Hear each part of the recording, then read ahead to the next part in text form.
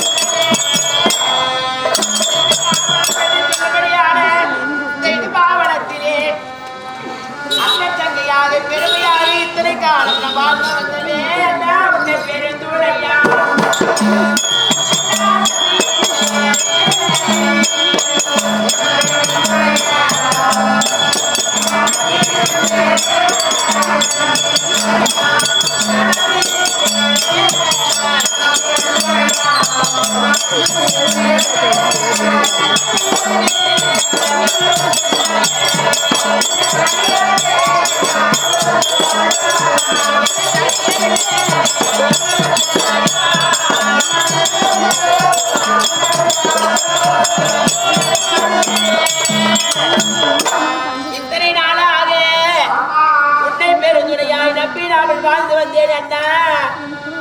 இந்த நாளையிலே பாட்டு மலை போல இந்த மண் மீது சாய்ந்தாயா அண்ணா.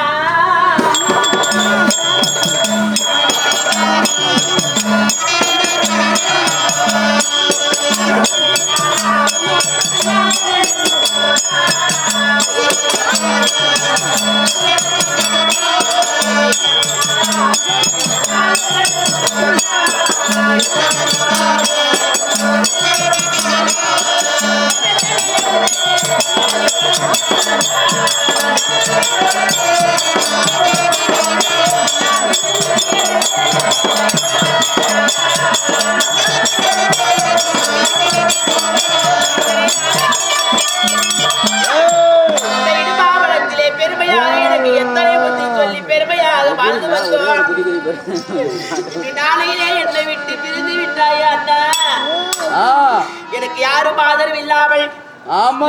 பாவனத்திலே யாரும் ஆதரவற்று எனக்கு துணையற்று நான் யாரெல்லாம் அனாதையாக என்பது தர்மமா? அதனால் ஆடுமலை போல் தாழ்த்தினேன். இந்த வனத்திலே நாம் வாழ வேண்டும் என்றால்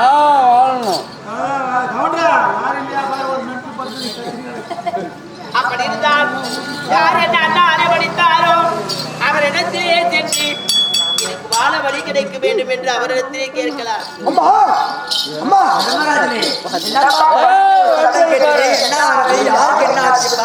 உரையிருக்கும் போது நாம வந்ததும் தம்பியான நிர்வாக கட்டியிருந்த மாலைகளை இருவர்கள் வரையிருந்தோம். இங்க எழுத பார்த்தா காரணமா இருக்குது வட்ட பாடமே வரையிருக்கிறோம்.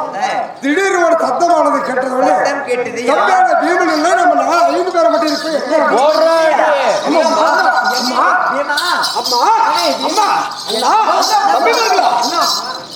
திடீர்னு சத்தம் கேட்டது யாரு கேட்டாலும் நாம ஒரே இருந்தது தப்பியான ஒத்தனை பத்திர கட்ட திருவாரூர கட்டிய மாளிகை உறவு இருந்தோம். ஐவர் ஆத்தாக்கள் குஞ்சோடு இருந்தோம். நாம இருப்பதை பார்த்தா இருக்குது 6 பேர் இருக்கின்றோம். சத்தமானது திடீரென்று ஒரே நாம படுத்திருந்த ஒரு இடம் நீங்கள் எழுந்து பார்த்தவனே வேற இடத்துல இருக்கிறது கேட்கிறார்கள். நாமல் அனைவரும் படுத்து உறங்கிக் கொண்டிருந்தவை அது மாளிகை அல்ல. நம்மளை கொள்வதற்காக அந்த துரியன் சதி செய்த ஒரு அரங்கனால் செய்த மாளிகை அல்ல. தம்பியான துரியோதன் நம்மை கொள்வதற்கு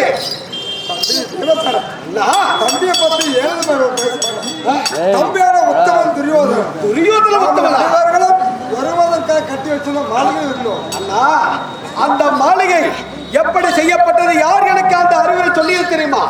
நம்மளுடைய சிறிய தந்தையாக விளங்கும் விதுர பெருமாள் என்னை நம்மை கோரி வந்தார். நாமல் அனைவரும் அஸ்ராபுரம் செல்வதற்காக சென்று கொண்டிருந்தோம். செல்லக்கூடிய வழியிலே சிறிய தந்தை வந்து என்னை தனியாக அழைத்தவுடனே ஆனால் பீமசேனா வாரணாவரம் அருகையில் இருக்கக்கூடிய மாளிகை சாதாரண மாளிகை கிடையாது. உங்கள் 5வரையும் உன்னுடைய தாய் குந்தையோடு 6 பேரையும் கொல்லக்கூடிய அரக்கனால் செய்யப்பட்ட அரக்க மெழுகு கெட்டகம் என்று சொல்லக்கூடிய நெருப்புக்கு நட்பான பொருள்களை அனைத்துமே அவர் சேகரித்து மாளிகை கட்டியிருக்கிறார். உங்களை ஒரு நாள் அந்த மாளிகையை குடிபுற செய்து உங்களை கொல்வதற்காக இருவாக அந்த மாளிகைக்கு தீ வைத்து உங்களை கொள்வதற்காக சதி திட்டம் தீட்டியிருக்கிறார் சொன்னார் சிறிய தந்தை விதுர பெருமாள். அவர் சொல்லிய உடனே தந்தையே நாங்கள் எப்படி நாங்கள் தப்பித்துக் கொள்வதற்கு சொல்ல உடனே அந்த அரக்க மாளிகையிலே சுத்தியம் 4 தூண்கம்பம் இருக்கும். நடுவிலே 5 முகம் செங்கமுகம் கொண்ட ஒரு தூண்கம்பம் இருக்கும். அதை எட்டி உதைத்தது உண்டானால் இடுமாவள வரதுக்கு நில சூரகம் இருக்கிறது. அந்த சூரகத்தின் வழியாக நீங்கள் 6 பேரும் தப்பித்துக் கொள்ளுங்கள் என்று எனக்கு தந்தையார் விதுர பெருமாள் எனக்கு சொல்லிய உணவாகவே உங்களுடைய நித்திரை கலையாமல் தூக்கம் கலையாமல் உங்களை அனைவரும் தூக்கி கொண்டு இடுமாவளத்தில் இருந்த பாறையின் மீது படுக்க வைத்து விட்டு நீங்கள் உறங்குவதை நான் இந்த வனத்தில் இருக்கக்கூடிய விலங்குகளை ஏதாவது வந்துவிடும் என்று சொல்லி காவல் புரிந்தாய். அப்படி இருக்கும் பொழுது இந்த வனத்திலே என் மீது மோகித்து ஒரு பெண்மணியாக அகோர குலத்தோடு அரக்க குலத்தோடு என்னை ஓடி வந்து என்னை திருமணம் செய்து கொள் என்று எவ்வளவோ என்னிடம் மோகித்து வந்தார். நான் முடியாது என்று தவிர்த்து விட்டேன். அப்பொழுது நான் தவிர்த்த உடனே அவருடைய அண்ணனை இடுமாசுரன் என்ற ஒரு அரக்கன் இருந்தாலும் அவனை அழைத்து வந்து என்னிடம் கேட்டார். முடியாது என்று சொன்னேன். அந்த இடுமன் என் மீது எதிர்த்து யுத்தத்திற்கு வந்தார். அவனை எதிர்த்து இந்த வனத்திலே நான் மடித்த உடனே அவனை மடிக்கும் அந்த அவன் பாறையின் மீது விழுந்த சத்தத்தை கேட்டு நீங்கள் அனைவரும் உறக்கம் தெளிந்து எழுந்து வந்து விட்டீர்கள். அப்படி தம்பியான திருவாரூர் செய்தபோது ஆமா நாம் அனைவர்களும் இருந்தால் மாண்டி இருப்போம். அரக்க மாளிகையில நாம் அனைவரும் மாண்டி இருப்போம். சிறிய தந்தை விதுர பெருமாளுடைய ஆலோசனை கிழங்க உங்களை அனைவரும் நான் காப்பாற்றி இருக்கிறேன். மற்றொரு தாய் ஓகத்தில் 5 ராஜாக்களும் போல் என் தாய்க்கு மேலாக உன்னை மதிப்பாய்க்கு மதிக்கும் அடே பீமா என்று சொன்ன வார்த்தையானது என் வாயிலிருந்து வராது. என் தாய் நீதான். அப்படியா அண்ணா? ஆகட்டும் அண்ணா. அனைவருடைய உயிரையே காப்பாற்றி விட்டாய். ஆமாம்மா. எதுவும் ஆகவில்லை அப்படின்னா எனக்கு எதுவும் ஆகவில்லையம்மா. உங்களுக்கு ஏதாவது ஆகிவிடும் என்று சொல்லி உங்களுக்கு காவல் புரிந்து கொண்டிருந்தேன் அம்மா. அப்படியா? ஆமாம்மா. ஆமா. இப்பொழுது புறப்படலாம்.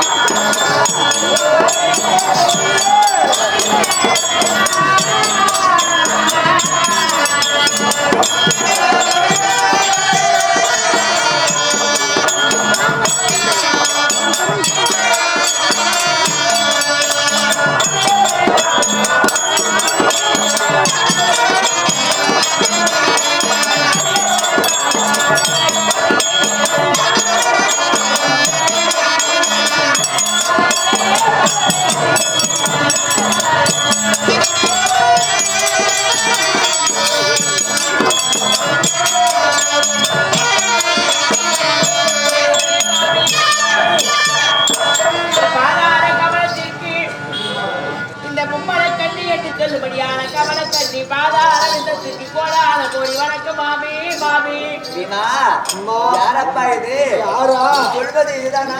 இந்த பிசாசுதாம்மா என்னை துரத்தில வருகிறார். அண்ணா இவ்வளவு உடலை இன்னும் பார்த்தேன். இவ்வளவு அம்மா தாயான கொண்டவாதிய காலையில ஒரு பெண் விழுந்திருக்கிறாங்க. என்னன்னு கேட்கலாம். காலில் விழும்போது அப்படியே தலைமையிலே அடிச்சு சாப்பாடு. ஆனால் பெண்மணி உன்னை பார்த்தா அகோரமாக தோற்றம் அளிக்கிறது இல்லையா? நான் எப்படி ஓடி வருகிறேன் தெரியுமா?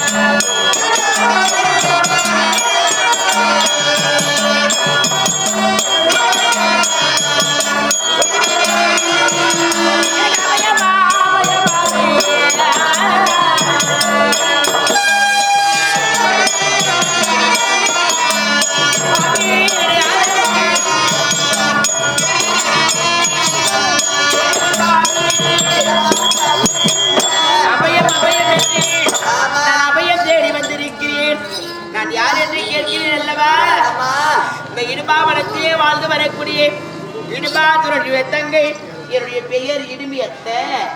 என் அத்தை என்று சொல்கிறாயே, நீங்கள் இருப்பதோ அரக்கர் குலத்தை சார்ந்தவர்கள். திடீரென்று ஓடி வந்து காலை பிடித்து மன்னித்து அழுகிறாயே, உங்களுக்கு என்னமா தேவை? நான் பெருமையாக இடுபாவனத்தில் அண்ணன் தங்கையாக பெருமையாக வாழ்ந்து வந்தோம். வாழ்ந்து வந்த போதும் உன் மகனாய் இருக்கும்படியானவன் இவரை பார்த்து நான் ஆசைப்பட்டு மோகித்து என்னுடன் சேர வேண்டும், என்னை மனம் முடிக்க வேண்டும் என்று பெருமையாக அவரிடத்தில் போகும்போது அவனுடைய வார்த்தை கேளாமல் என் அண்ணனாய் இருக்கும்படியான இடுபாசுரனை மடித்து விட்டான். எனக்கு ஒரு ஆதரவாய், என் அண்ணனுக்கு ஒரு ஆதரவாய் நாங்கள் பெருமையாக வாழ்ந்தோமாமே.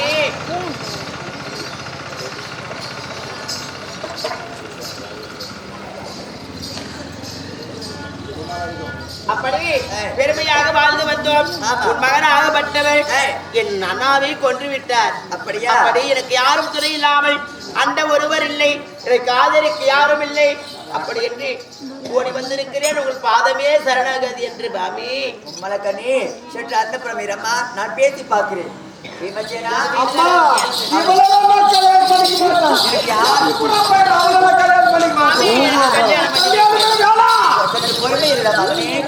அவனை பார்த்தா என் அண்ணனா இருக்கும்படியான இடமாசூரனை வதம் செய்து விட்டார். எனக்கு யாருமே ஆதரவு கிடையாது மாமி. ராசா அவனை பார்த்தால் பாவமாக இருக்கிறது. உனக்கு மனதை பிடித்திருந்தால் திருமணம் செய்து கொள்ளலாம். யாரு ஆனால் கேளுங்கள் மாமி. அம்மா ஆனால் பெண்மணியே இந்த உருவத்தை பார்த்து என்னை பார்த்தால் இந்த மகனாகப்பட்டவன் குலத்தில் தான் அரக்கி உனது ராட்சசி நான் குலத்தில் தான் ராட்சசி. அப்படியா? குலத்திலே அன்பிலும் அழகிலும் சிறந்தவள் நான். அப்படியா? ஆமா. அப்படி இருந்தாலும் எனக்கு வருங்காலம் போகாலம் நிகழ்காலம் செல்காலம் என்று சொல்லும்படியான காலம் சொல்லுவேன். எப்படி வாழ்ந்தீர், எப்படி பிழைத்தீர், எப்படி வாழ்ந்தீர், என்ன நீங்க வாழ போறீர் என்று புரியலாம் அந்த பெண்மணியாகப்பட்டவள் ஆமா. சொல்லுகின்றார் எனக்கு வருங்காலம் நிகழ்காலம் செல்லுகாலம் முக்காலம் அறிந்தவள் அனைத்துமே தெரியும், முக்காலமும் தெரியும் சொல்லுகின்றார். ஆமா. நாம் எப்படி பிறந்தோம், எப்படி வளர்ந்தோம், எப்படி இருக்கின்றோம், எதுக்காக காலத்துக்கு வந்தோம், இனிமேல் எப்படி இருப்போம், இந்த காலத்துக்கு முக்காலம் அறிந்து சொன்னால் இல்லாவிட்டால் அவர் இருப்பதா ஆச்சரிய கோலம் அவர் இல்லை. அவர் சொல்லக்கூடிய வார்த்தையெல்லாம் நம்ம சிந்தித்து இருவர்களும் கம்பேட பீமனை அந்த படமா அமர வைத்து நான் இருவர் அமரலாம் முக்காலம் இருந்தால் பார்த்து திருமணம் செய்தேன். ஆனால் பீமச்சனா அந்த மும்மலை கன்னியாகப்பட்டவள் எனக்கு முக்கால குறியும் தெரியும் என்று சொல்கிறார். பொய்க்கு சொல்லி எதையாவது கல்யாணம் பண்ணி வச்சுட்ட அவ்வளவுதான் மாநாடு ஓடியா அவசரப்பட வேண்டாம். அப்படி எவர்தான் குடிச்சு நம்முடைய நிலைமையை பார்த்து முக்கால குறி சொன்னால் அவரை நம்பி திருமணம் செஞ்சுக்கலாம், சோதனை செஞ்சு பார்க்கலாம். கண்டிப்பா ஒரு கல்யாணம் பண்ணி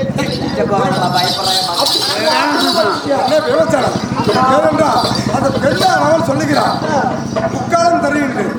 நாம் எப்படி எங்க பிறந்தோம், எப்படி இருந்தோம், எப்படி வளர்ந்தோம், இங்க எப்படி நாம் தப்பித்தோம், இன்னும் இருப்பது நடக்கும் போது என்ன நடக்கும், இந்த முக்காலம் அறிந்து சொன்னதை கொண்டானால் அறிந்து உனக்கு திருமணம் முடித்து வைக்கின்றேன். அப்படியா அந்த பரமா இருக்கு என்ன நீ கூட